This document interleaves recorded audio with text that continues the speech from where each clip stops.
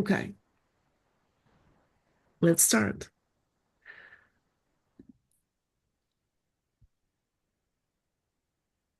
So, when we ask about how to conserve performance-based art, what are we asking? If we think of performance as itself a mode of conservation, what are we thinking? What is at stake in conserving changeability? And these are words of Rebecca Schneider opening this volume. Hello, everyone. My name is Hannah Hölling, and I am really delighted to welcome you all today to this public book presentation of our anthology, Performance, the Ethics and the Politics of Conservation and Care, which I co-host today with Jules Pelter-Feldman and Emily Magnan, my dear colleagues. The book is the second of two volumes resulting from the research project Performance, Conservation, Materiality, Knowledge, situated at the Bern Academy of the Arts, where I work as research professor and principal investigator. I'm greeting you also on behalf of the project team, which next to the book's editors, Jules and Emily, consists of Joanna Leśnierowska, our artistic collaborator, who will speak today, Andrzej Mirczew, postdoctoral fellow, and Charles Rappner, the project assistant. The project has been supported by the Swiss National Science Foundation, the HKB Bern Academy of the Arts Research Division, and the Department of Materiality in Art and Culture at Bern Academy of the Arts. Our project, along with two anthologies it has generated, examines performance and performance-based works as inherently preservable forms. By placing performance and conservation in a direct dialogue, we explore the ways in which performance endures through knowledge transmission, object preservation, scripting, documentation, and storytelling, as well as through protocols and narratives. This intersection between performance and conservation raises compelling theoretical and practical questions. How does conservation reshape our understanding of performance, and what new possibilities emerge? Conversely, what insights does performance offer into the practice and philosophy of conservation? Once regarded as peripheral, live performance is now embraced by the art world and major museums and collections globally. While recent conservation practices have advanced through critical, creative, and reflective approaches to works that are changeable, aleatory, or processual, conventional frameworks still struggle to accommodate performances that extend beyond physical artifacts or written and visual documentation. The second volume of our anthology, Performance, the Ethics and the Politics of Conservation and Care, offers a fresh perspective on both performance and conservation as object of study, experience, and care, including a variety of voices, also those underrepresented and beyond the West or the global North. It presents theoretical frameworks alongside practical paradigms for conceptualizing and enacting the conservation of performance. Addressing the pressing need for discourse on the care of these works, this volume engages with the increasing institutionalization and acquisition of performance within art institutions and private collections, processes that remain largely under-theorized. Now over to Emily. Thank you. Hello, everyone. My name is Emily Magnan, and I am a doctoral candidate in the research project. Before we begin, I would like to address a warm thank you to the many people who made today's event possible. I will start by our dear friends and colleagues from the Bern Academy of the Arts and thank them all for their support. Sebastian Dobruskin, Director of the Institute of Materiality in Art and Culture, Deputy Director Carmen Effner, who supports the Thursday lecture series, Danelia Wüthrich at the Research Secretariat for Administrative Support, and our technical assistant for today, Gregory Marais. We would also like to warmly thank Laura Hussey, editor of theater and performance titles at Routledge, and Swati Hindwan, the editorial assistant, for realizing these two volumes with us. And of course, we are most grateful to all the wonderful authors, and we are glad that so many are joining us today. Thank you. and a few organizational details too. The book launch will feature 6 very short chapter presentation by some of the authors, and it will be followed by public Q&A and conversation. For the sake of time, we ask you to please save your questions for after all speakers have presented. And if you have any question or any technical issues during the course of the presentation, you can contact us directly over the chat. And finally, I remind everyone that this is being recorded and the recording will be made available online. Now over to Jules, who will share more about the book. Thank you. Thank you, Emily and Hannah. And good morning, good afternoon, and good evening to everyone. My name is Jules Pelte-Feldman, and I was the postdoctoral fellow for our research project. You'll hear from a range of speakers whose ideas are represented in the book, and we hope you will join us for the discussion afterwards. Before we do, however, I will offer a whirlwind tour of all the chapters so you can get a taste of what awaits you in the book.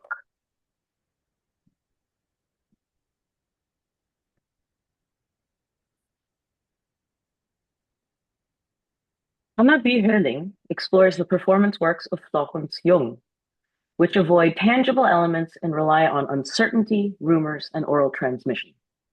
Hölling argues that the conservation and propagation of Jung's work occurs through storytelling. Michele Schäuble examines the revival of Apuleian tarantism and how artistic reinterpretations shape its meaning. She unpacks the complexities of cultural ownership and the ethics of transforming marginalized rituals into celebrated heritage. Thomas Gottman examines the challenges of conserving musical performance and explores how diverse forms of recordings and documentation affect improvisation and conceptual music, emphasizing genre-specific preservation approaches. Amelia Jones reflects on curating a retrospective of Ram Athey, arguing that live art cannot be fully conserved, but can be historicized through experimental curation. She sought to represent Athey's communal queer practice without containing it, ensuring its legacy spans generations. Philip Auslander discusses documentation's role in reactivating performance. He sees conservation as evoking an experiential sense of the original performance, necessitating the viewer's imagination. Emily Magnan discusses how live performance resists museum conservation, advocating for collective stewardship over storage. Using the metaphor of mycelium, she envisions performance art as a resilient, evolving system. Huawei Cairns argues that museums must prioritize indigenous representation and cultural continuity over material preservation. She supports ceremonial access to collections and performance as a means of reconnecting objects to living heritage.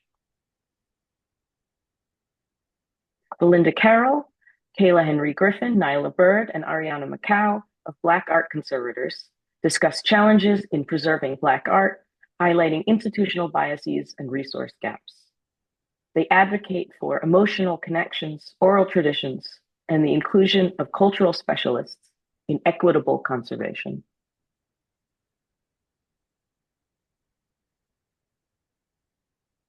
Brandy McDonald calls for decolonizing museum conservation by centering indigenous knowledge and ethical consent.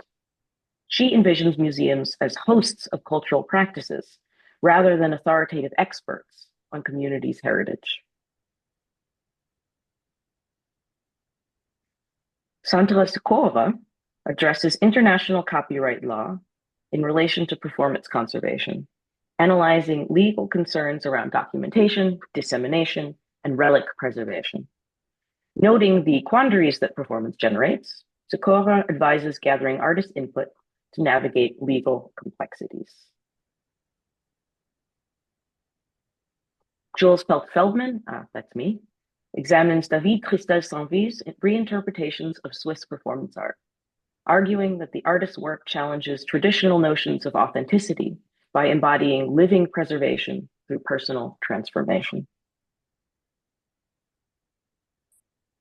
Rosanna Raymond engages with her own Pacific heritage via performance, costumes, and fashion, advocating for relationships as central to conservation.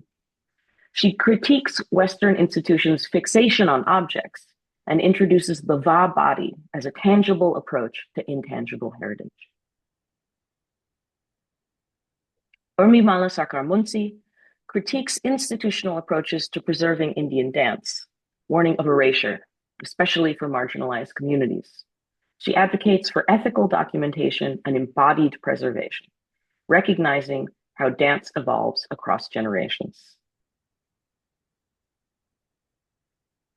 Dorota Gaveda and Egla Kulbokaite introduce scent as an experimental conservation method for their own work. The project they discuss in their chapter recreates the fragrance from a past performance, bringing memory, space, and time into tangible communion.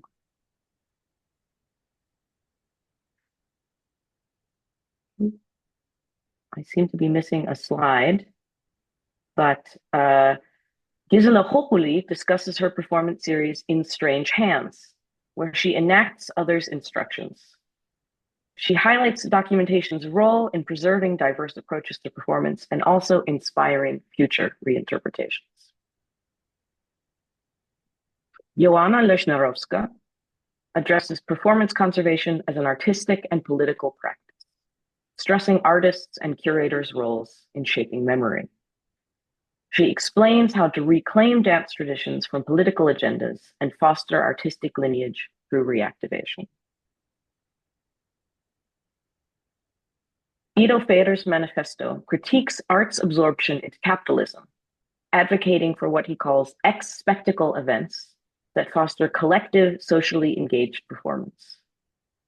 He advocates for conserving human imagination over objects.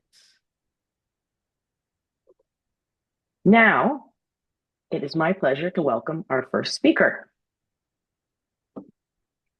Philip Auslander's primary research interest is in performance, especially in relation to art, music, media, and technology. He has authored 9 books and edited 2 collections, exploring diverse forms of aesthetic and cultural performances, such as theater, film acting, performance art, music, stand-up comedy, robotic performance, and courtroom procedures. Some of his notable works include In Concert, Performing Musical Persona from 2021, Reactivations, Essays on Performance and its Documentation, 2018, and the 3rd edition of Liveness, Performance in a Mediatized Culture, 2023. Phil, we look forward to hearing from you. Okay, thank you. Thank you very much. I just want to start by saying congratulations to everyone involved in both volumes of this project, and say how pleased I am to have been part of it, as well as some part of the larger research project of which this is a segment. I don't have slides. I'm not going to try to recapitulate my chapter exactly, which, as already indicated, is an interview in the form of an interview. Rather, I just want to spend a few minutes on some kind of personal reflections on my engagement with this project and kind of what it's meant to me and how it fits into things that I've been thinking about. I also, like Hannah, am getting over a very bad cold, so my voice is a little hoarse, and I may cough, and I may need to drink water, and so forth and so forth. So I, for quite a long time, have been interested in questions surrounding performance documentation, about which I wrote a small book a few years back called Reactivations.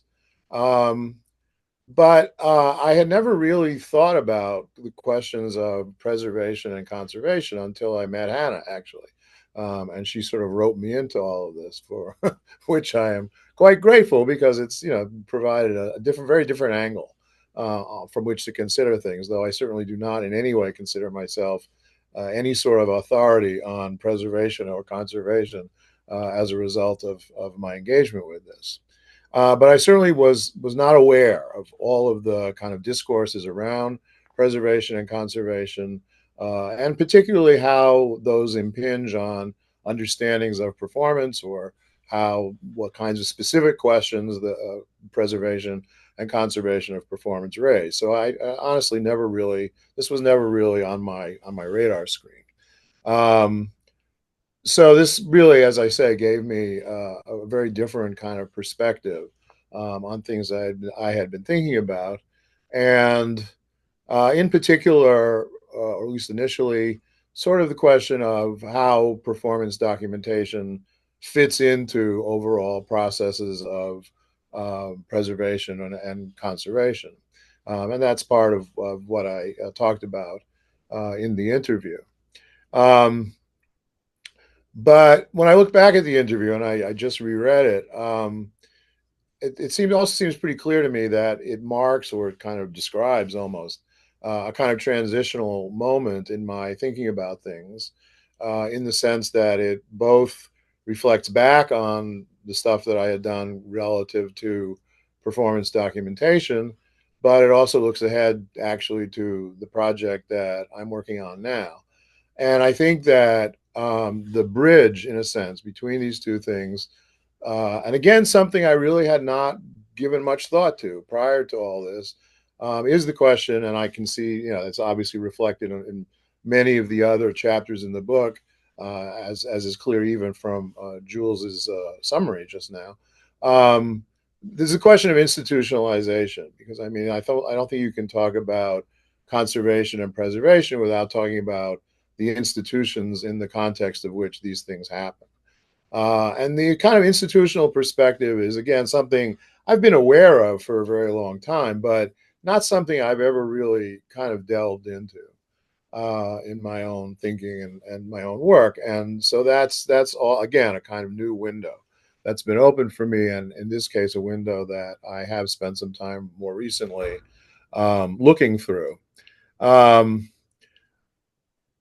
So I have, therefore, been thinking much more about the institutionalization and musealization of performance, the history of this, at least in the United States, and sort of the processes through which performance moved from the margins of the art world to become something that's now presented at major museums, circulates in the art world, flows from gallery to museum to biennale to art fair. And what the consequences of this kind of institutionalization have been, at least in some cases. Well, I would just like to read then one paragraph from the interview. It's a longish paragraph, but it's just one paragraph from the interview, which kind of anticipates or sort of describes almost some of what I have been thinking about in terms of a book that I'm working on at present. So what I said in the interview was performance art, to a very large extent, started off as one-off events. Alan Caprow specifically said at one point that each happening should be performed only once. Fast forward to where we are today. It's as if that notion of the unique performance or the one-off performance is lost in the dust. Ragnar Kjartansson, whose work I enjoy a great deal, is a good example of an artist who not only distributes his works across different platforms, in his case, particularly live performance and video installations made from the same works, but who also repeats live events at different venues.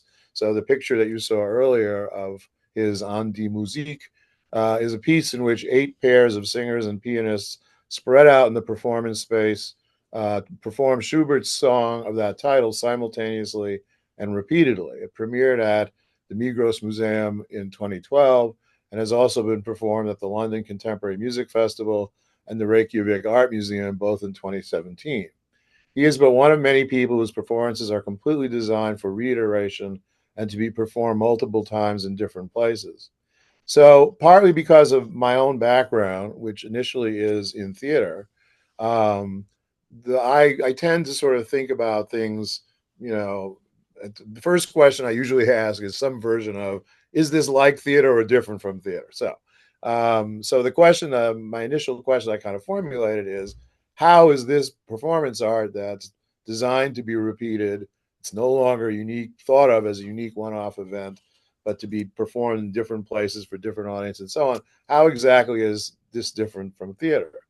And the other thing that has been a very strong. Something that's caused me to think a lot in recent times is Joey Orr's book, The Handbook of Performance Labor, which does an excellent job of really describing this very complicated infrastructure that has grown up around the performance or performance of performance art in institutional contexts, in museum settings in particular. I also did an interview for myself with one of the people who reenacts Abramovich's performances in Europe. And so I got a little bit of kind of first person insight into all that's involved in the production and reproduction of performance in those contexts. And in some ways, at least as infrastructure, it doesn't seem that different from theater. Earlier on, and in the minds of some people still to this day, performance art was thought to be a kind of performance that isn't theater, that's even against theater or anti-theatrical.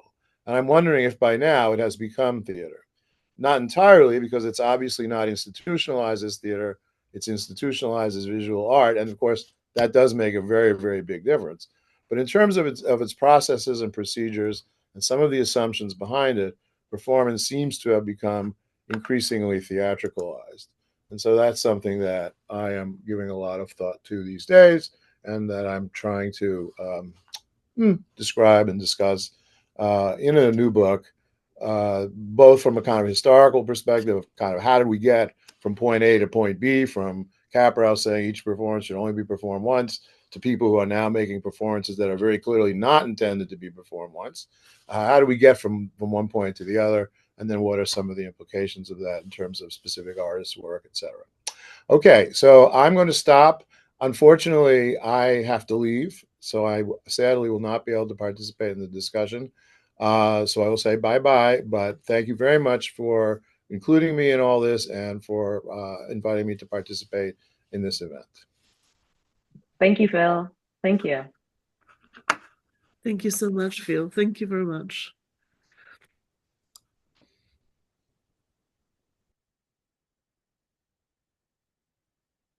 Great. I would like to share my PowerPoint. Can we introduce you while you do that? Yes, yes. Sure. Could I very briefly introduce you, Amelia? We have still moments. So it is my huge pleasure to introduce our next speaker, presenter, author of one of the chapters in the book. Amelia Jones is Robert A. Day Professor at Roski School of Art and Design, University of Southern California. Her recent publications, they are very many, include Queer Communion, Ron Atty, from 2020, which she co-edited with Andy Campbell, and which accompanied a retrospective of Atty's work.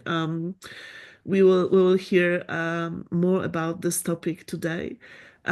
She also authored In Between Subjects, a critical genealogy of queer performance in 2021. And she co-edited with Jane Chin Davidson, a companion to contemporary art in global framework, this book from 2024.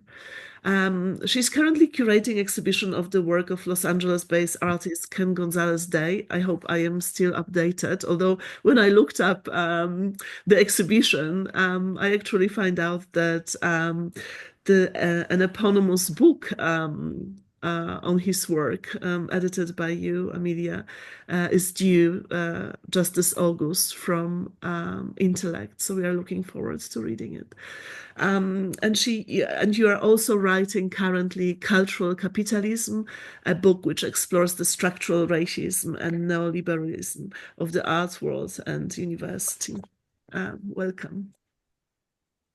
Thank you so much. I'm so thrilled to be part of this project. I was thinking with the other brief kind of announcements and presentations how particular ideas about performance in relation to history are, because I wish Phil were still here. I would argue with him about performance art becoming theater, which I don't agree with, but that's what's so fascinating about this conjunction of, what live art does to different disciplines and different ways of thinking.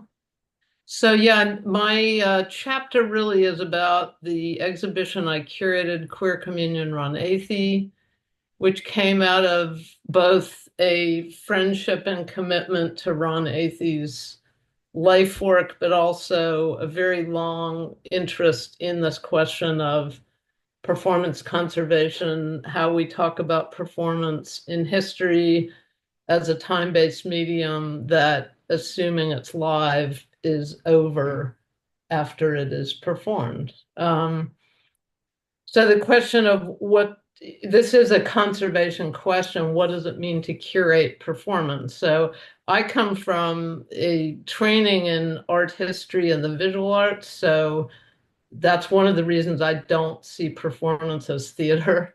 And I think what I bring to the question is an understanding of how performance inevitably can't fit into a museum. If museums are about fundamentally were invented as machines to orchestrate objects frozen in time, whether they're natural history objects or works of art made by white people. So there's a racialized dimension and a colonialist dimension to the invention of the museum. So I've always been kind of theoretically against the idea of curating performance in that you can't curate it. It's not, I mean, you can, if you're looking at curating as a wider term, of course you can curate as in program it, but you can't put it in a museum. So what I did with this show was exactly try to take the what I saw as the lived energy of Ron Athey's life work, and I do not see this as a retrospective of Ron Athey's performances. It's definitely not that. It is a evocation of a very complex, ultimately unknowable life work that has to do with certain energies that are very specific to Ron Athey's community and energy and way of inhabiting his body, working with other bodies in various spaces. So the show was not an exhibition of performance art, but rather an exhibition of performance, creative life, and career structured around community. A related question, since the other obvious aspect of Ron's work is that it pushes the boundaries of the acceptable, whether you're thinking of museums or performance venues or clubs. So of course it comes out of club culture which was precisely the site of where the unacceptable went to be enacted. So it's very important to me that the show and the connected catalog evoke the anarchy of queer BDSM performance, the anarchy in relation to kind of normative concepts of embodiment and sexuality and art and museums and all of those things. So I took it as a fascinating challenge that I was honored to take on. Like, how do you bring this into a space that is inherently structured to stop, right? Like it doesn't. Museums are inherently places where objects go to be contemplated, as it were. So the questions of how to keep the work alive, also to bring a rigorous historical and intellectual framework, and to somehow honor the aesthetic and emotional experience. So in a sense, you're creating another experience, right? These are not the performances. You're creating an experience that people will come in and engage with. And the hope is that there's something there that keeps that energy of what the performances do without pretending to be their representation, really. And this came out of a long history in my work of addressing this question, as I already mentioned, the book Perform, Repeat, Record, Live Art in History, where with Adrian Heathfield, we included a number of different approaches to that question. If anyone's interested, that's a kind of precursor in a way to this wonderful book that you all have edited. And so, yeah, the show really tries to go from this experience of knowing Ron and hanging out in his grotty garage with all this stuff to the elegance and energy of these incredible performances. And so I'll just end. I wanted to end with this image of communion, which was my title to indicate the key issue of community that is involved in performance. Even if you're a solo performer, you always depend on other people to enact that in a public space. And with Ron Athey, the community is so profoundly a part of what the performance comes out of, but also what it does. It brings people together. It creates, I don't want to use the word safe space because that sounds really bland and anodyne, and the BDSM performance space that's really not what it is, but it's a joyous space. It's a space of exploration. And in the installation of the show in New York at Participant Inc., you could feel the community actually in the act of installing the show. That you see Ron in the back there and all these wonderful people who came together to make that show happen, and all of the queer community that came to the opening, etc. So I'll just stop there. I know we're on very limited time, but thank you. Thank you so much, Amelia. I now have the pleasure to introduce Urmimala Sarkar-Munzi, who is a scholar with expertise in social anthropology, dance studies, and choreography. She is a professor and dean at the School of Arts and Aesthetics of Jawaharlal Nehru University in Delhi. She teaches and researches on various aspects of dance, including its therapeutic potential to aid survivors of sexual violence.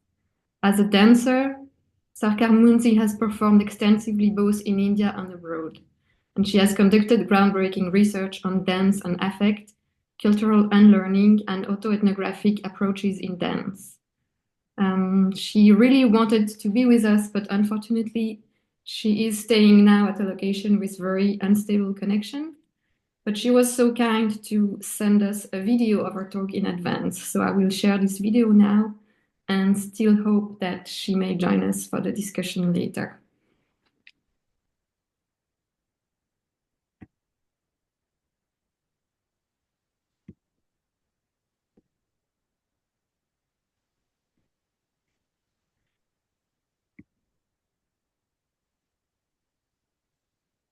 Hi, everyone.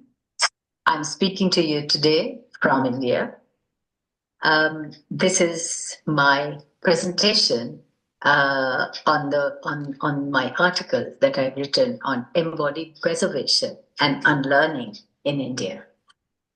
Now, when I talked to Hannah about this particular issue of archiving embodied practices, because I actually work on dance and living traditions. So my first thought was that it is necessary to understand that documentation is done always for a certain purpose. Now, in the academic context, of course, because unless we understand that at this moment, this whole age of hyperdocumentation, the whole way in which living traditions or dance have been documented constantly, it actually does not let us engage academically with the way in which that documentation can be stored, that documentation can be referred to, and there is a constant kind of negation of the ethical practices around that. Now, anyway, in India, there were these problems from before. Who documents? Whose things, whose culture is worth documentation? Who appropriates whose culture and makes the bodies that are these violating bodies, the bodies that are actually taking over other people's art and practice and living traditions, and documenting them as a way to become more visible, more, important in terms of the place in history. Now, this has gone on in India in terms of many of the forms that we are now know as classical dances. And what we see in classical dances is that many of the forms have been local practices. They have been sort of constructed as a form with a structured pedagogy and then been recognized as one of the classical forms. And in the process, they have also lost the original connection. They have been decontextualized and they've lost their names. So new names have been given to these forms of dance from different regions of India, which are now known as, say, for instance, for example, Bharatanatyam, which has a past where it was known as Sadir. Then there are other forms which have been given names of particular states. So Manipur, dance from Manipur is now called Manipuri. Dance from Odisha is now called Odissi.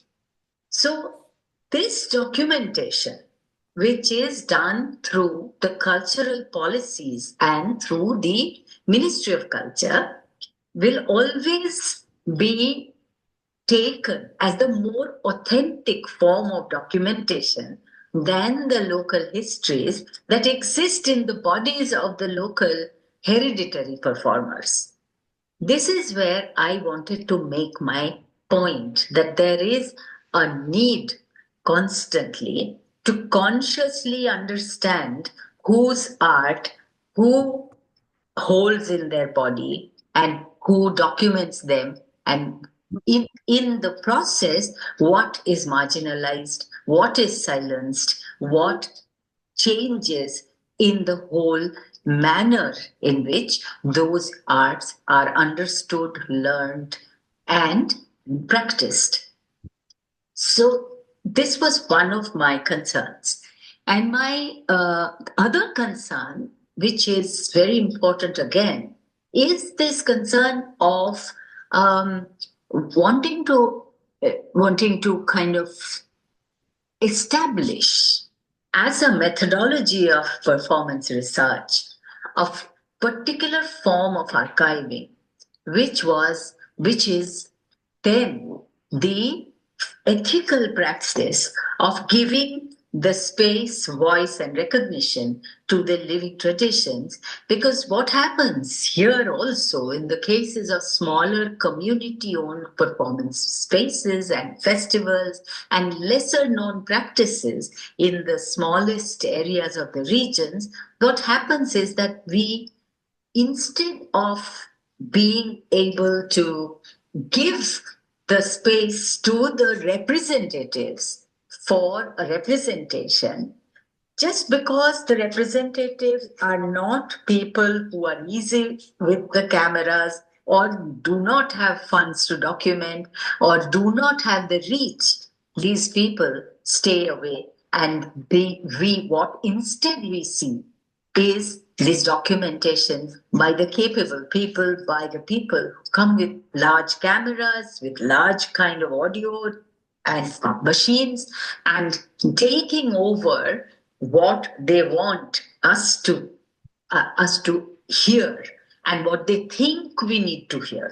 And that is where the whole ethics the lack of ethics that ethnographical practices were initially accused of continues in the world of dance in India. So I am just flagging this, and I would like to say that congratulations to the editor of this book, editors of the book, and I really have loved the way it has actually looked at several concerns that we need to attend to nowadays. Thank you very much for having me, and I'm sorry that I could not attend in person during the meeting because my whole my recording uh, my internet connection specifically is really troublesome in the area that is very far away from the cities and in the villages. I've come there for the field works. Thank you for having me here again.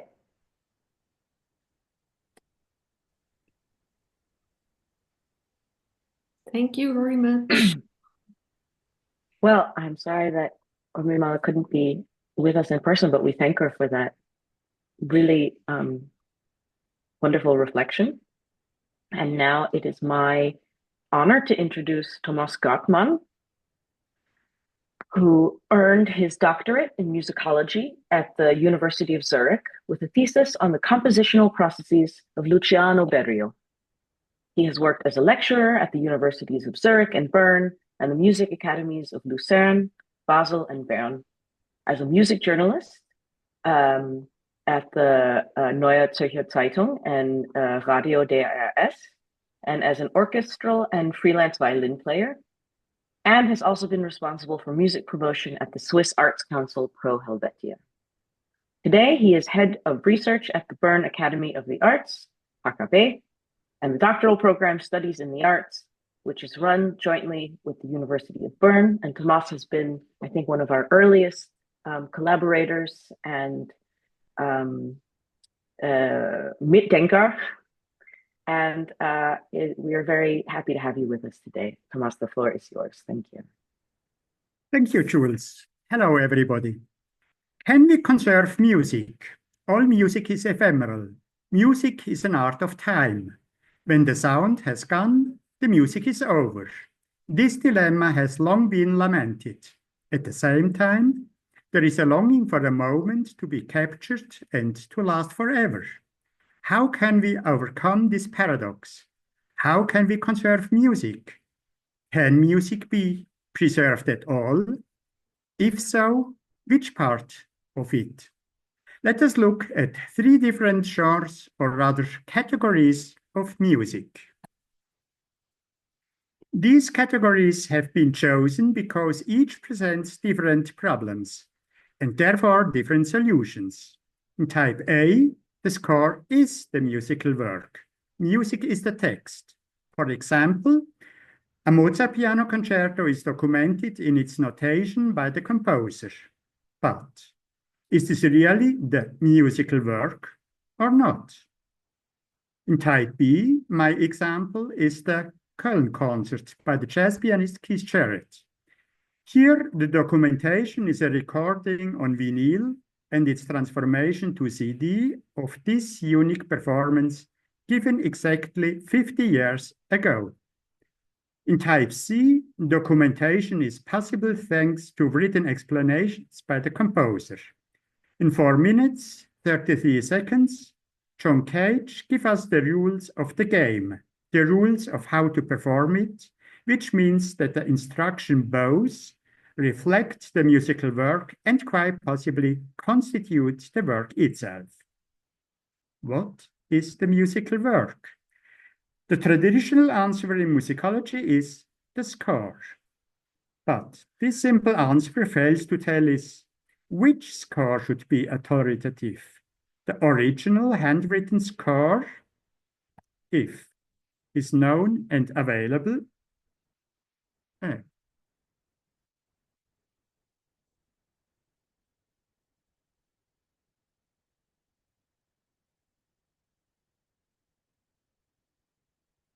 and any printed versions might differ from each other.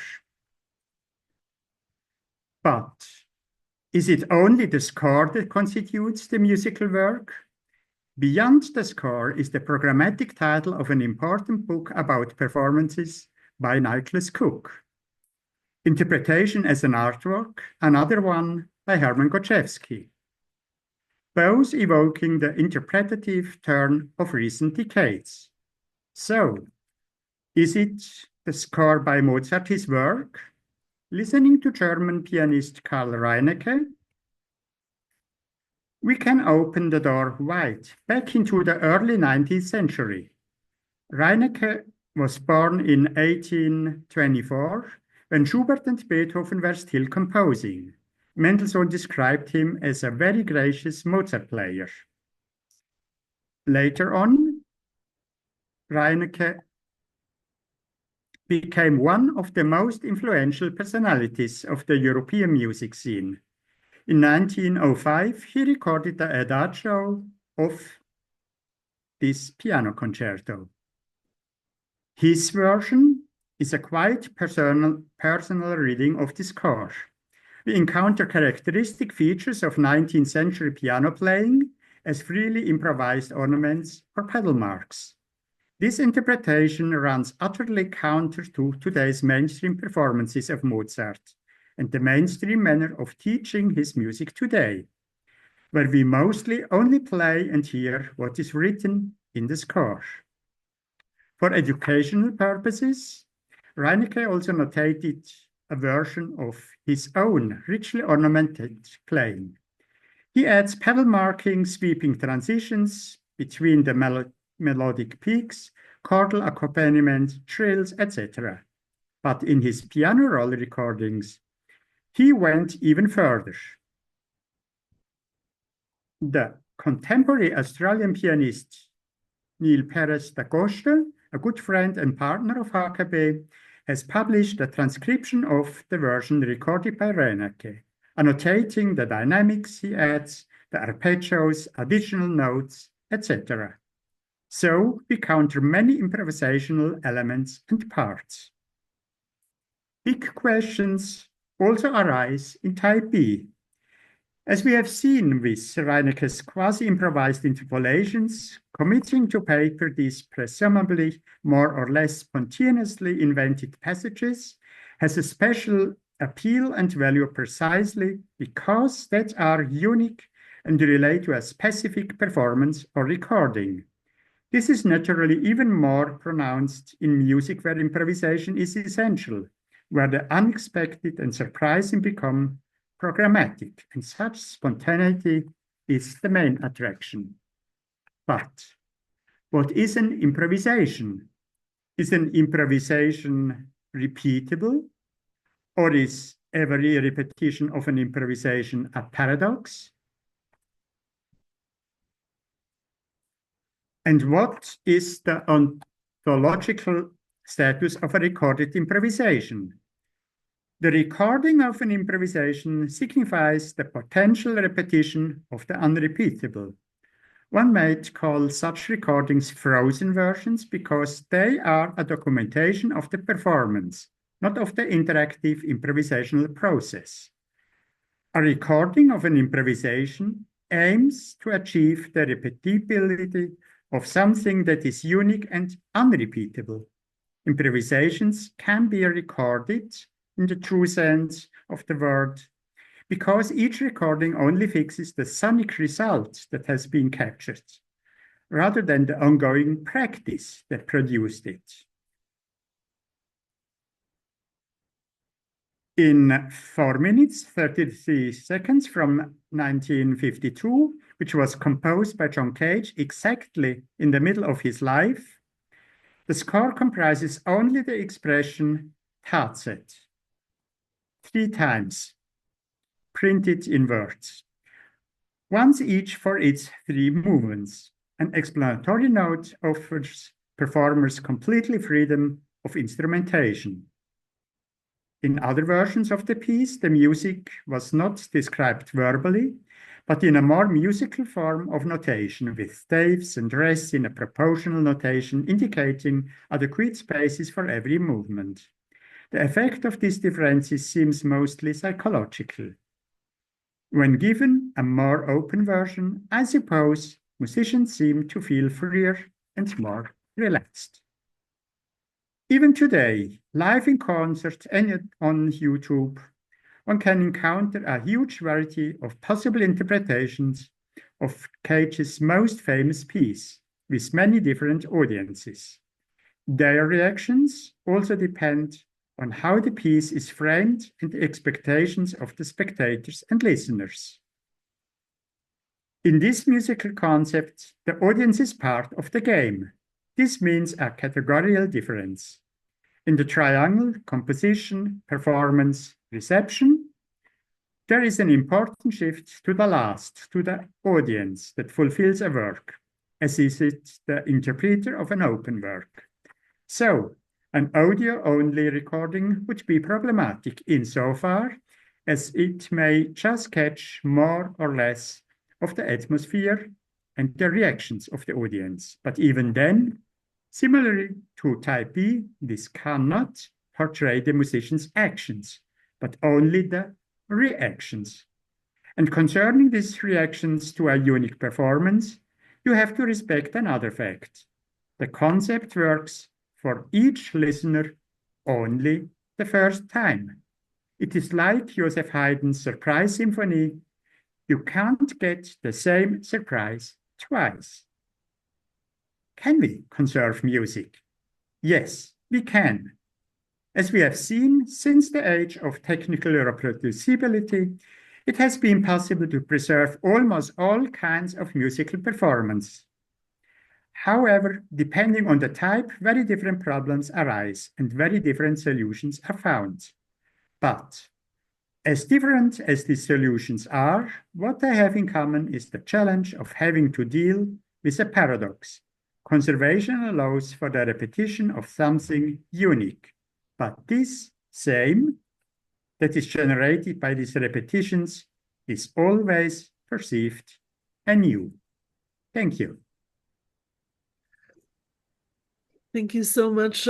Thank you so much, Thomas, for this really enlightening perspective, and it was very stimulating to include your musicological view to our study of what performance is or might be through the lens of conservation. So thank you so much.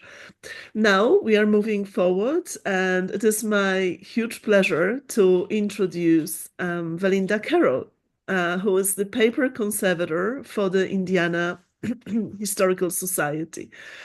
Her private practice clients included the Indiana State Library, the Hirshhorn Museum and Sculpture Garden at the Smithsonian Institution, and the George Floyd Global Memorial, and many, many others. She was the paper conservators for the Smithsonian's National Museum of African American History and Culture, following a decade at the Harvey Library at Hampton University. She has been an elected officer in the Washington Conservation Guild and the Virginia Conservation Association. Through participation in the NMAAHC's Save Our African American Treasures. This was the acronym for National Museum of African American History and Culture. Initiative Save Our African American Treasures and community archiving programs, as well as outreach programs from Your Neighborhood Museum, the WCG, and other organizations. She has demonstrated her commitment to empowering communities to preserve their own collections. Valinda, over to you. Welcome.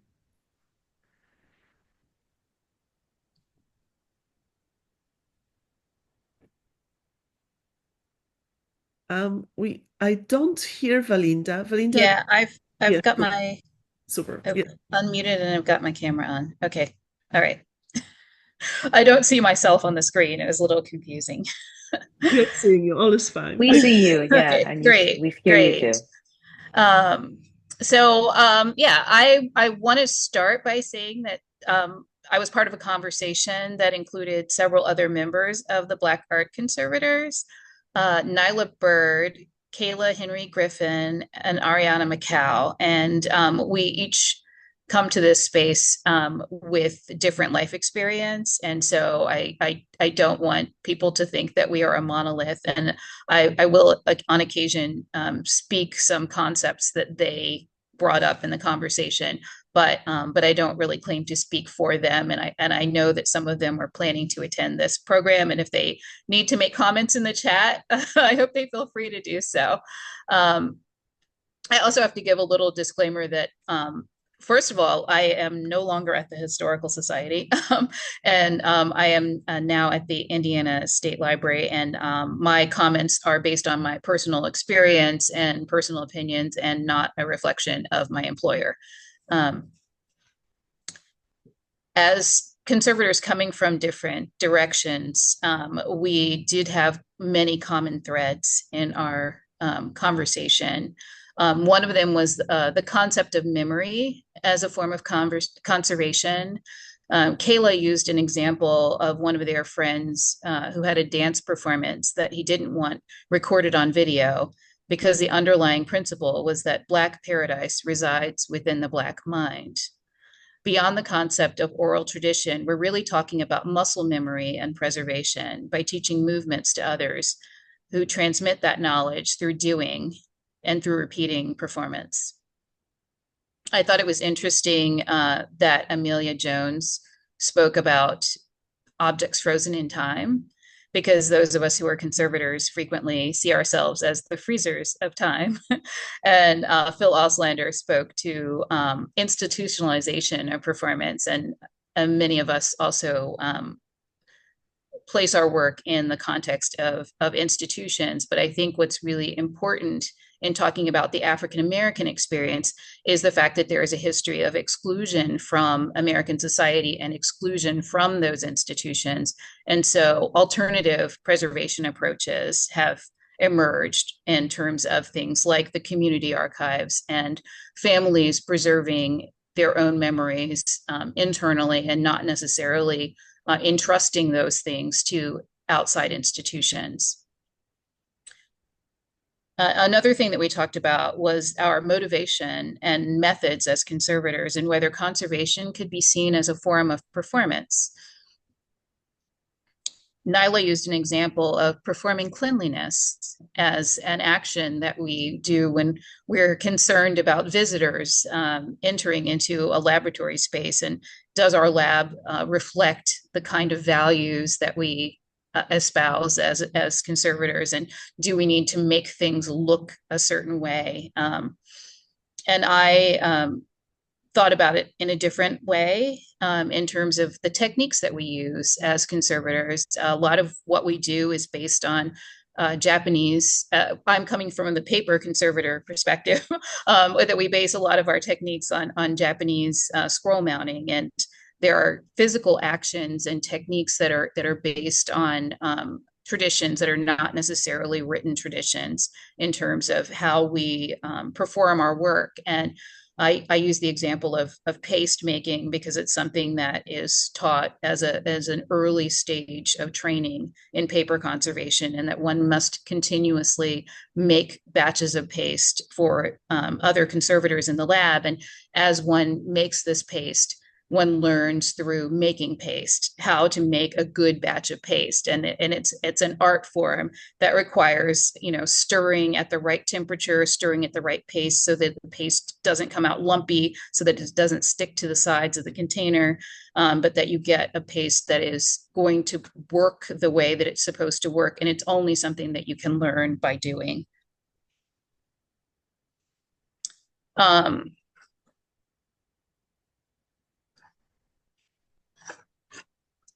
Sorry, there was another thing that we talked about in terms of whether or not or how being Black conservators informs our conservation praxis.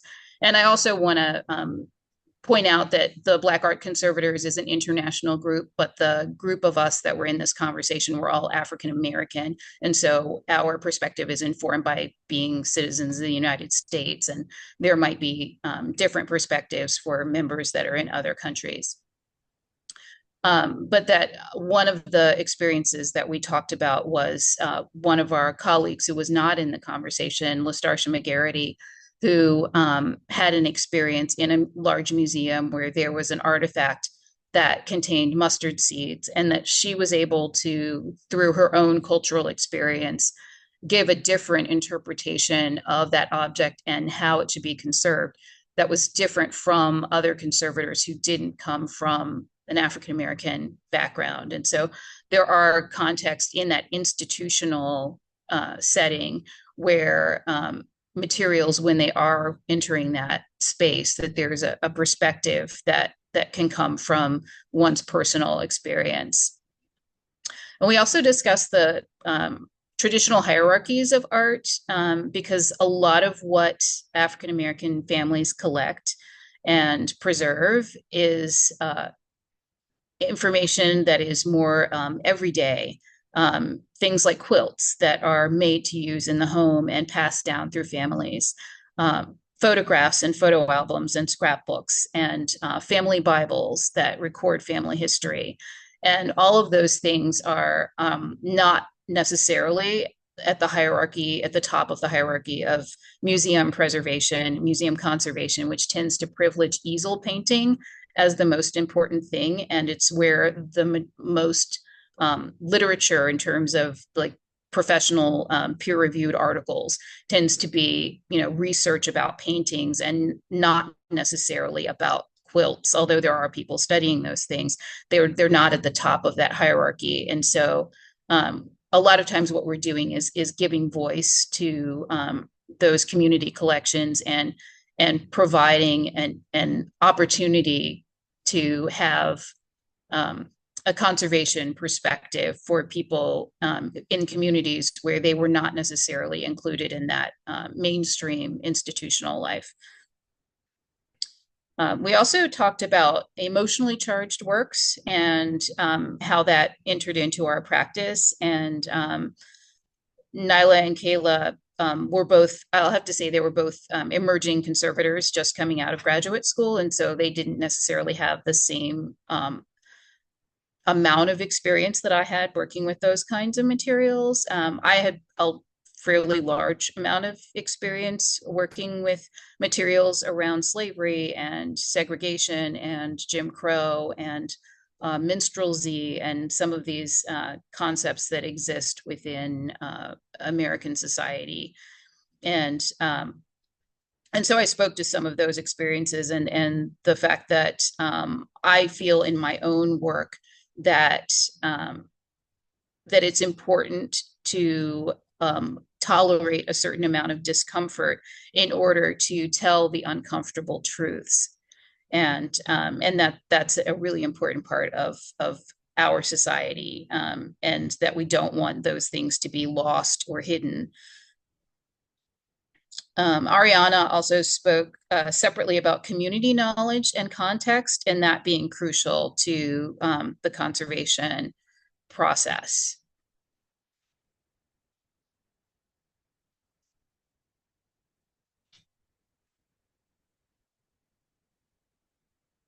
Going back to my own experience as a paper conservator, one of the things that I thought about in terms of reflection on some of the other speakers is the fact that a lot of my experience, and I touch on this in the discussion, is about preserving the documentation of performance and the paper, such as the musical score or the dance notation, or sometimes the photographs and programs from performances, but not the actual physical performance, because obviously it is a thing that can't be captured in that way.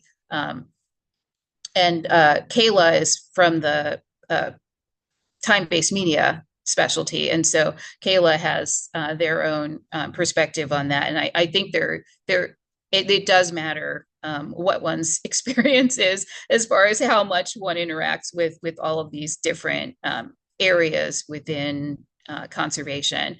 But I think I'm finished with all I have to say, since I'm hoping that some of my colleagues will be part of the discussion, since they said they might be able to join. So.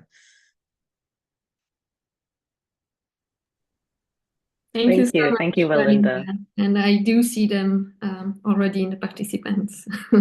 Thanks for bringing so many important points about conservation that I really look forward to discuss later.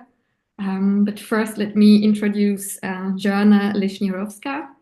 She's an independent choreography curator, visual dramaturge, and composer of Light and Space, and one of the first dance critics in Poland. From 2004 to 2020, Joanna led the performance program at the Art Stations Foundation in Poznan. She later directed the choreographic research program Action Sush at Museum Sush in Switzerland. Joanna is currently involved as a consultant at the Observatory of Culture, the first ever dance space in Warsaw. And she's, of course, an artistic collaborator in a research project, Performance Conservation, Materiality, and Knowledge. Her most recent anthology, co-edited with Marta Kai in 2021, is titled Choreography Strategies and offers an exploration of the current state and future potential of choreography and performance art. Joanna, very nice to see you again.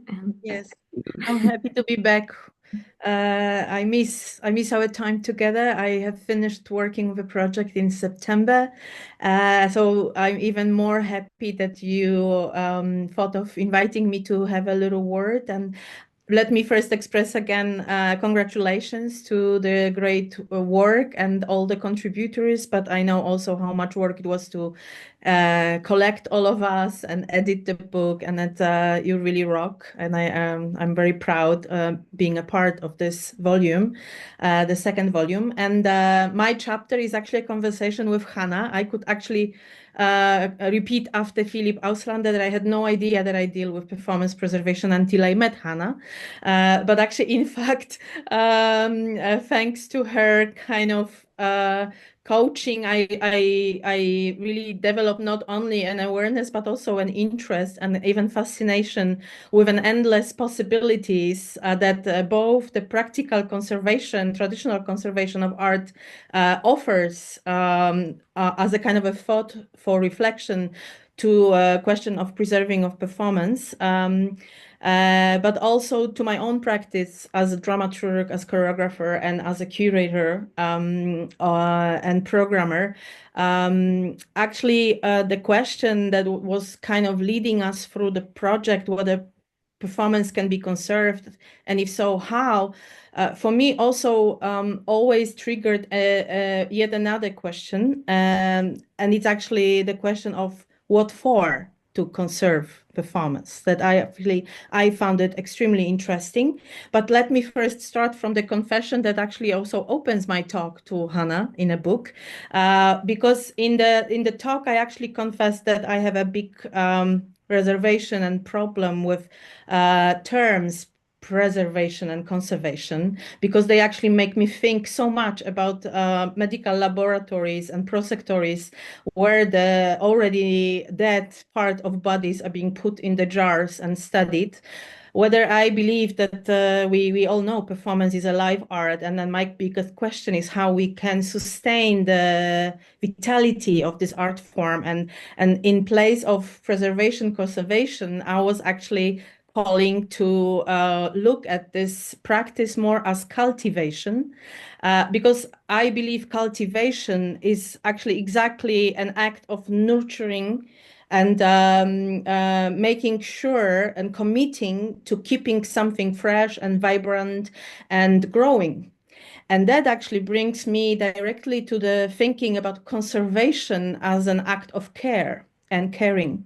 And in that regard, it's especially relevant for those communities, dance communities, performance communities that actually have a little knowledge about their history. That are under development, that due to social or political circumstances or historical circumstances never had a chance or luxury to dive and research their history, and are suffering from the scarcity of materials, from the misaccess to document. They actually are really becoming aware of the white spots in their history of dance performance, and of floating gaps also that actually necessarily call to be rediscovered, examined, and what is actually at stake for communities like that. And I speak here about myself. I come from Poland, and our dance history is very interesting, but also very much unresearched and unrecognized, and we do miss a lot of information. And that's actually also the story of many Eastern European communities that only after the communist fall were able to openly start practicing and researching both current discourses and theories as much as history of their own dances and dance communities. So what is actually at stake? It's on one hand, getting an access to a certain kind of collective consciousness about our sources and about sources of, or let's say our identity, cultural identity as art makers.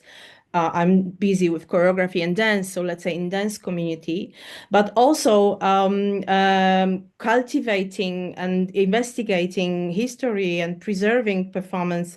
It's actually a way and a tool for decolonization of ourselves. So decolonizations from only the Western influences that has been actually a burden of many, many Eastern European dance communities. I mean, for us, the only point of reference for many, many years has been either American modern dance or what was happening in the Western Europe, in France and Germany, especially due to the proximity, of course, of our geographical proximity. But in fact, by not investigating our own sources, our own historical figures, we are actually missing a certain identity particles that are building us as Eastern European artists, Polish artists. And I really do believe that in that regard, preserving, cultivating, making sure that the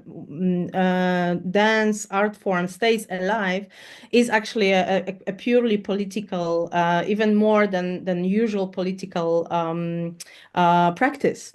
Because we all know that the history is akin like a big net with a big holes, and history is only catching certain elements of it, and many stays in the shadow, many phenomena are overlooked, and many has never could be presented to the light and be shown to the light due to the political agencies and ideologies. And in a history of dance in general and performance in general, but especially in Eastern Europe under the communist regime, traditional dances, the folk dances and other dance practices has been absolutely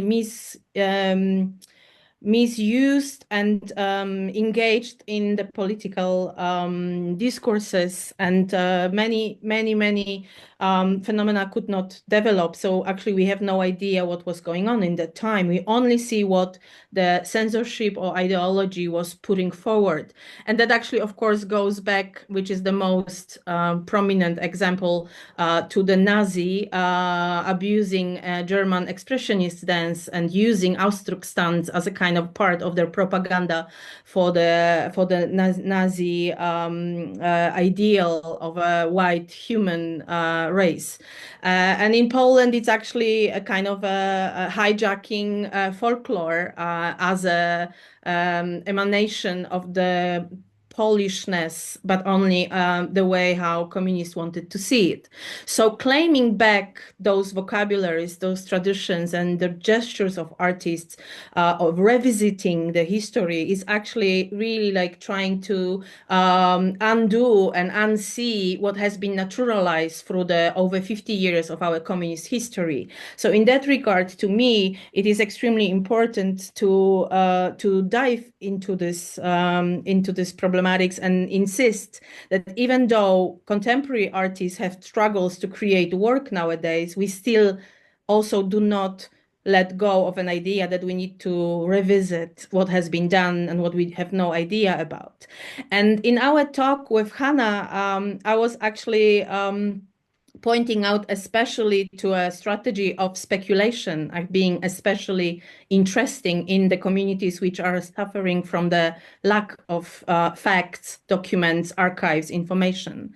Because I see it not only as an exercise for imagination, for bringing up the alternative scenarios and alternative history versions that can also fill the gaps in our consciousness and collective memory, but first of all, as a healing practice. Our history is full of wounds, open wounds that have never been really tackled and taken care of. By speculations and by coming out with scenarios, positive scenarios, and inventing our local heroes, we can actually relate to the history as we would wish it to be and move on into the future with these ideals that has been developed by the community in these speculative processes. And in the book, I'm bringing up actually two projects which are an example of such a practice. One is the project that has been conceived in 2005 within the Polish-German Cultural Exchange Year. It was the time when Polish and German artists, on an invitation of curators Edyta Kozak, Janusz Marek, and the German colleagues, has been sent to a mountain retreat somewhere south of Poland, far away from any cultural center, to spend 2 weeks together and collaborate. But they came from such a different backgrounds, from such a different dance also worlds, that they met and they actually realized they have nothing in common, and they got very, very depressed.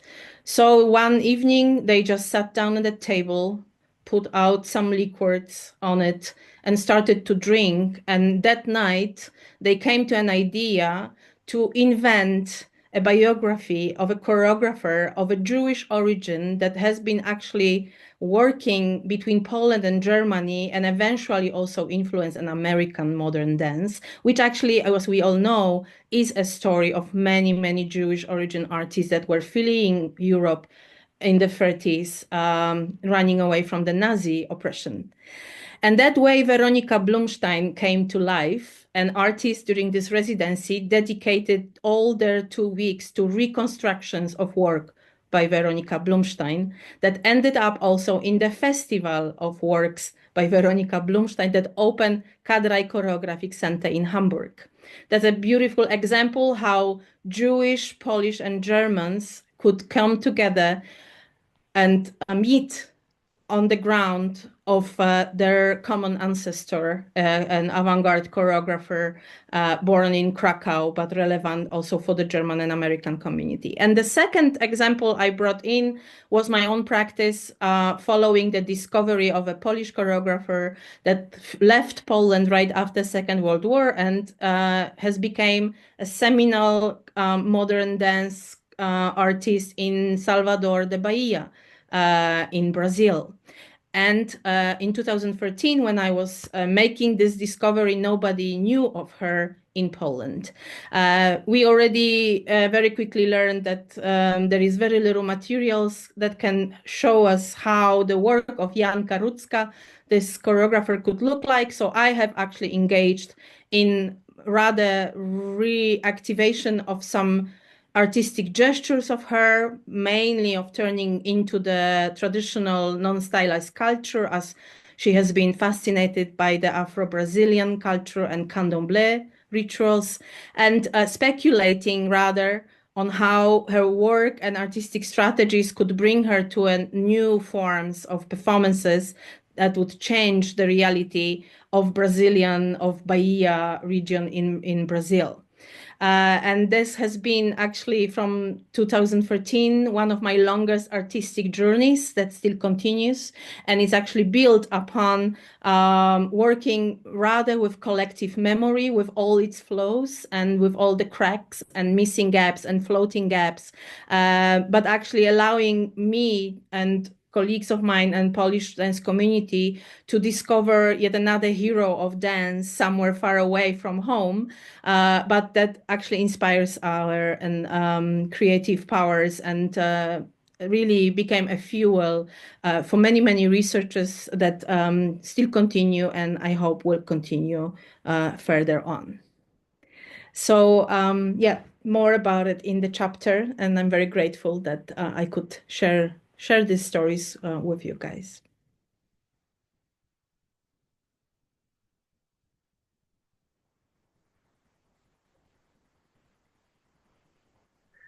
Thank you. Thank you so much, Joanna. Thank you to all of our presenters and of course to all of our authors. But we really appreciate you taking the time to share your work with us today and with the audience. Of course, we do have time for discussion. And we are open to everyone sharing your questions in the chat. Or if you like, you can ask us to turn on your audio, and then you can have a more direct auditory connection. Should Jules, we? Could we ask you unshare and ask everyone to turn on the cameras? That would be great. And we also, perhaps you haven't noticed, we also exchanged that we should add a few minutes of discussion because everyone collectively went over time with one exception. So let's just have a few more minutes to allow conversation. Yes. Thank Yes, you. if you can continue to be with us, then we are happy to continue. So, while we wait for everyone to gather their thoughts, I have a few questions, and I'm sure my colleagues do as well.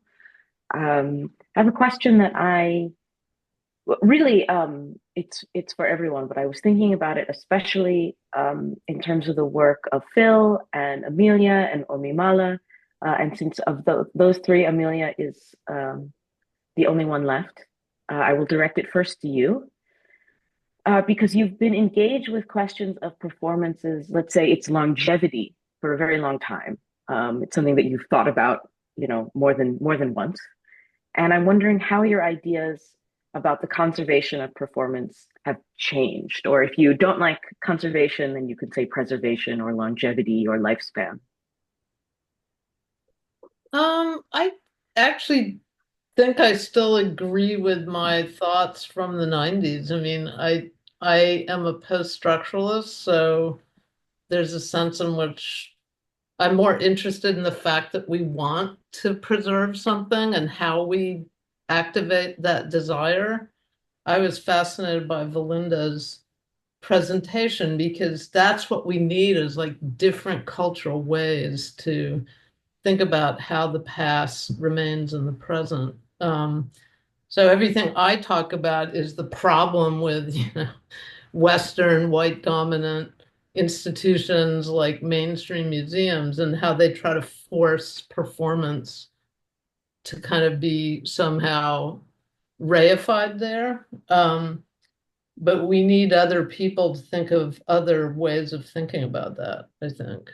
Not to put Valinda on the spot, but I get very excited by that. I'm not that interested in keeping these old debates that are more from, my point of view going.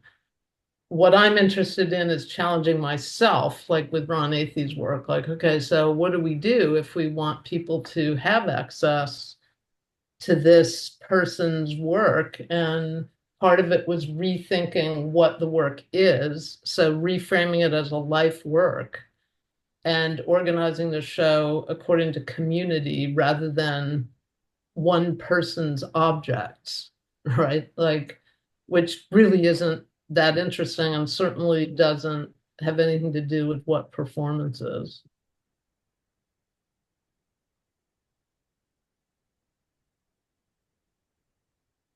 Would anyone like to respond to that?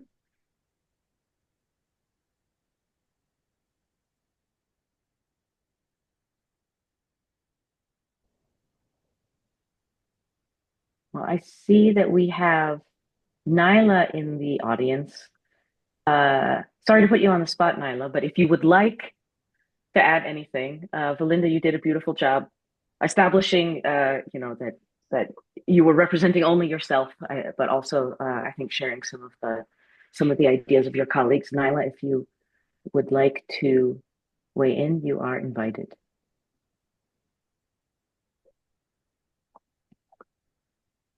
Well, I'll direct a question then to Nyla and Valinda both. Oh, we have to unmute Nyla.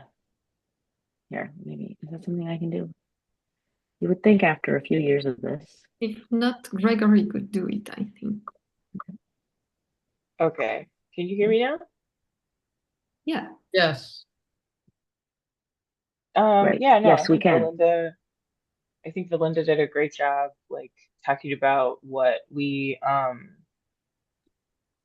interview and everything like that. And it is interesting to think back on this, just like as Belinda was saying, Kayla and I were both very emerging at the time. And not that it's been like that long, but it has been like a year or two since the interview. And so like having gained more experience and been able to think more about kind of conservation of like these ephemeral things, I feel like I think I just go back to thinking about like oral histories and kind of other forms of preservation that are outside of the kind of physically documented record. And I feel like those they're not often seen as legitimate if it's kind of outside an academic context. Like you can do an oral history like as a historian for this thing, and then like that's cool and fine. But like if your friend or if your like family is passing down these stories for generations, then it's just kind of like, oh, that might be a legend. Oh, that might be true. Like it's not seen like as legitimate, not necessarily by this crowd, but just like very broadly, right? And so and I do understand like the kind of unreliability of memory, right? Our memories do change. Like there's evidence to say that like the way we remember certain things like shifts the more often you remember something. But at the same time, I want us to be able to kind of honor this more, I don't even want to say informal, but like this process that's less reliant on kind of like physical quote proof, especially in scenarios where, like, if we think about a job or something, and it's like someone leaves, and there's a lot of information that if it's not like properly conveyed, that like just like falls out of a place, right? And so I'm like, our memories are important, and like I don't know how to. I guess I would just advocate for like legitimizing that in some form.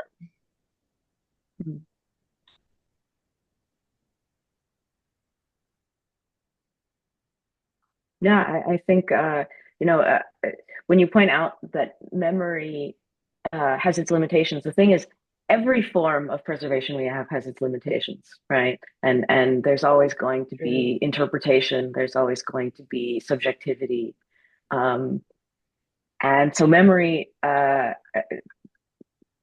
isn't uniquely disadvantaged in that sense, and in fact has some advantages perhaps over some of the more institutionally promoted forms. Amelia, thank you so much for joining us. My pleasure. Thank you so much. Thank you again. I think we are being left slowly by our speakers. Yeah. Well, we are. A couple of them, which is great, Valinda, Joanna, and a couple of other people in the audience. But yeah, John, we went over time. That's the challenge. It happens. But for those of you who still have a few minutes, you are very welcome to ask questions in the Q&A, or just turn on your mic and speak up if you would like to engage our speakers.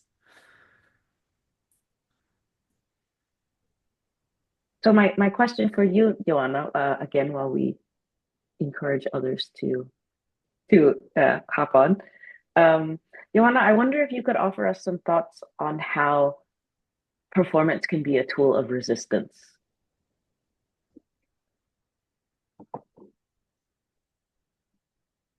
Wow, that's a very big question. You mean in general, not performance preservation?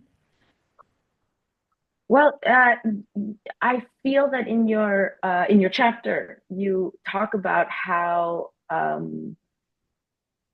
this idea of sort of reclaiming histories was something that really struck me, and the idea that that there are politics, there are sort of political motives that are layered onto traditions, but that you feel that these can also be reconfigured, and that those histories can serve different political ends. Of course. I mean, I'm coming from Poland, and Poland is actually very strong with its theater tradition.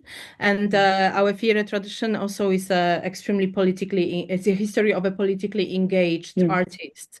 Even in the hardcore communist time, when the censorship was scrutinizing every little word of every drama put on stage, Polish theater was then reaching out into the power of a body and images to communicate political statements. And in that regard, we could actually see it probably as a kind of a missing link, or maybe this floating gap of a history of Polish dance choreography from the early 20th century to now.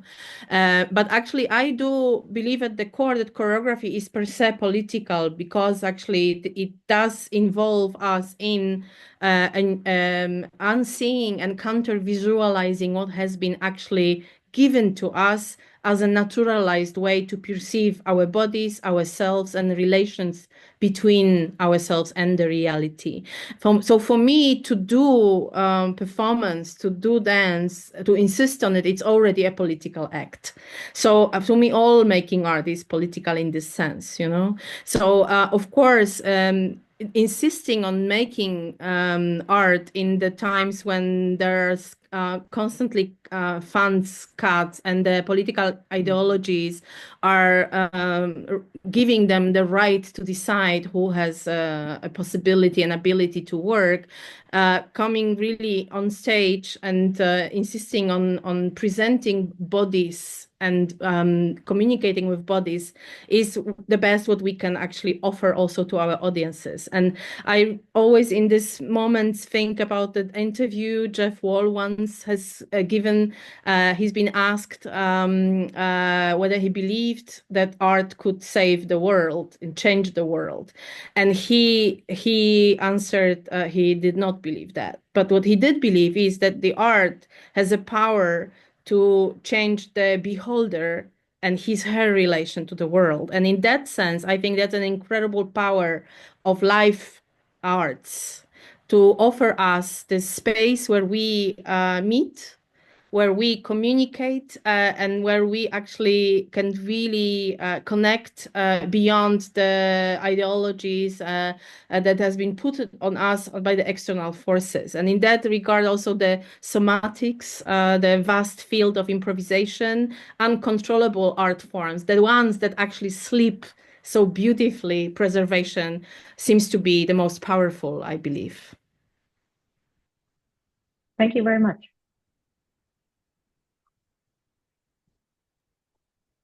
It's been a very, very powerful answer, Joanna. I just wonder, and there's obviously not enough time to reflect on this, and perhaps we should have, a broader representation of authors. But are there any? Yeah, I'm feeling the question will fail already while I'm asking it. The book as such has been a challenge to put together this very distinct perspectives on the topic of performance conservation, and longevity, afterlives. And since the last volume, we have been, kind of rethinking what it means to conserve, what changes in performance, what changes in conservation, from these various perspectives. But I wonder whether you as authors, or perhaps we also as editors, have learned from, kind of each other. What was this kind of biggest takeaway from having this? My son, actually, he has timed his babysitting kind of time for 6:30, where we should have finished. But is there any kind of larger learnings that we could bring up quickly here in this bringing together of performance and conservation in one space for us, for any of you, perhaps as well.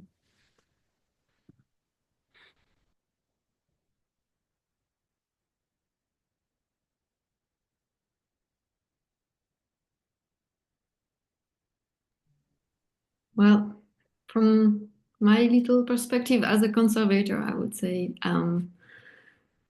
like many have shared, I had no idea so many things were actually conservation, and so many people were actually engaging in conservation.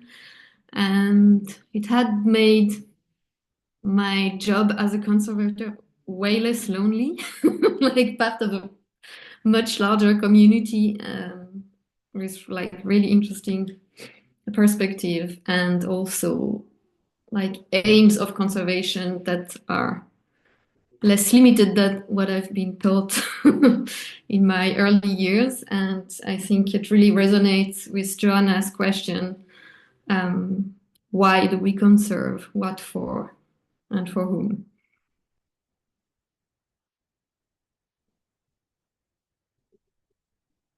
Thank you. Thank you, Emily. Jules, would you like to comment?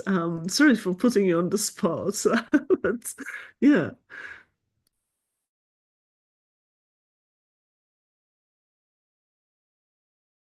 We don't hear you.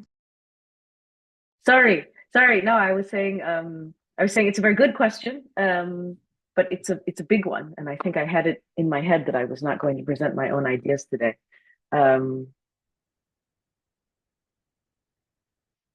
I think the way that I was thinking about all of this has changed so constantly over the course of the work we did together that it's honestly hard to even say. It's a little bit like watching my son grow.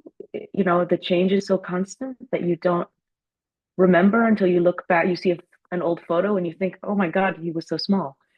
I mean, my son is still very small. He's 15 months old, but it's a similar kind of feeling that I think that the change was happening all the time. But I agree with Emily that the sense of expanded conservation and kind of finding conservation perhaps where it's not expected has been really important for me. And then on the other side, looking at the things happening that conservators do or that happen in institutions around the preservation of artworks that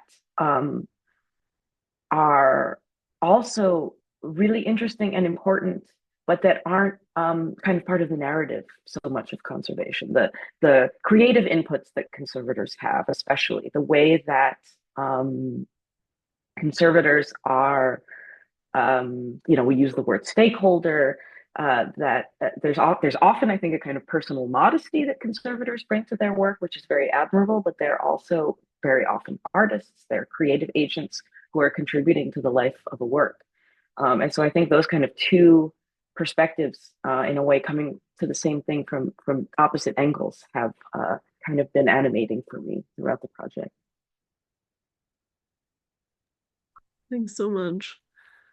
Yeah, I can only agree. Just talking from the project perspective and someone who has been involved from the project writing application from the very beginning. Anton, just a second. Yeah. Sorry. Yes. I'm just having here a conversation. Ja, ich kann das jetzt nicht. Hi, Anton. Hello, Anton. That's Anton. He's 4.5 years old.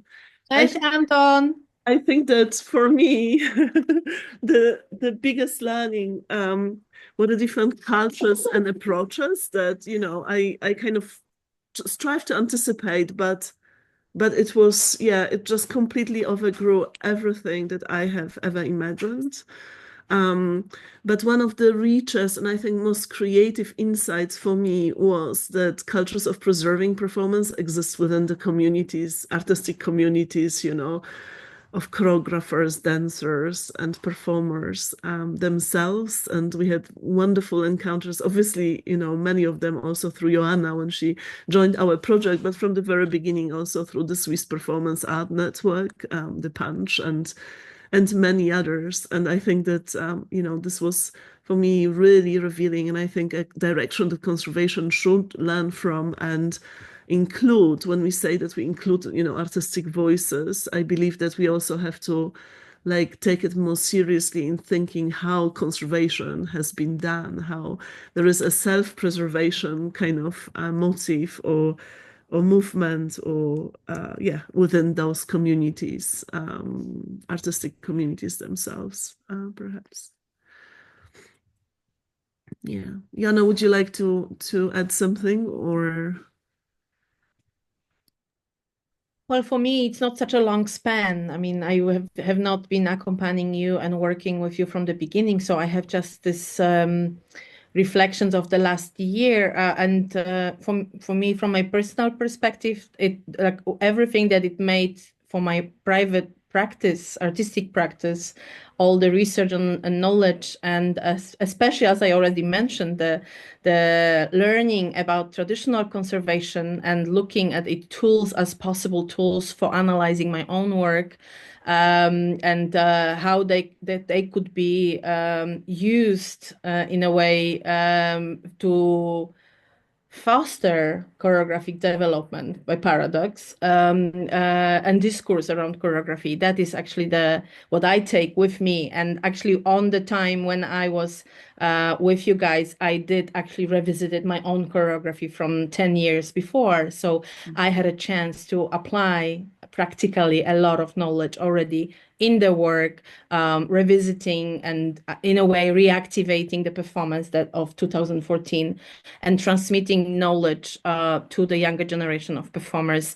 At the end, it ended up as a totally new performance. And that is also an interesting case to study, also how processes are also then deciding to go their own way, and what does it mean to listen to what the work needs, what the work asks for, rather than to, again, preserve it in a form that has been once given by an author, but it actually escaping the zeitgeist, for example, something that is actually so relevant when we talk about the perception and reception of performances. I do believe that performances live as a time-based art are living in their times, and to bring them to another time, it's a very complex set of strategies that go far, far, far away from a simple reconstruction of the work.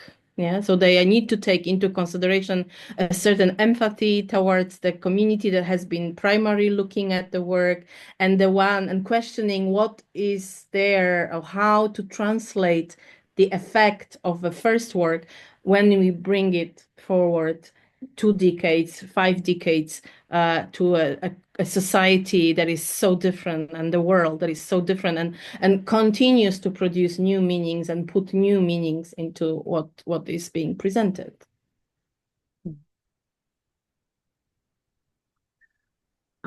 Absolutely, yes. Well, on this note, I think we need to come to an end. We could talk for ages, and obviously it would be great to have the space again. So many interesting insights. I just wanna perhaps at the end of this book presentation, I wanna take just a very brief second for the words of appreciation. As you know, the book is an effort of many, many hands and minds. So I want to thank again all our authors for their fantastic, fantastic contributions.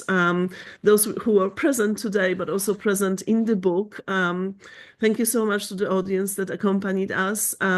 And the warmest thank you to my colleagues, to Emily, who really prepared this event from the scratch. Thank you so much, Emily. And to Jules, who supported us with all the preparations. And I really heartily also thank you for bringing kind of this volume to the realization, with so many personal and professional changes happening in the process. I think that it has been fantastic to see the second book coming to fruition, with families growing, with us changing spaces, places, and moving on. So thank you to you both, really, again. And yeah, thank you so much. I have two more announcements to make just for the end, that if you are interested in those questions, we'll have Forschungsapero next Wednesday, March 19 from 6 p.m.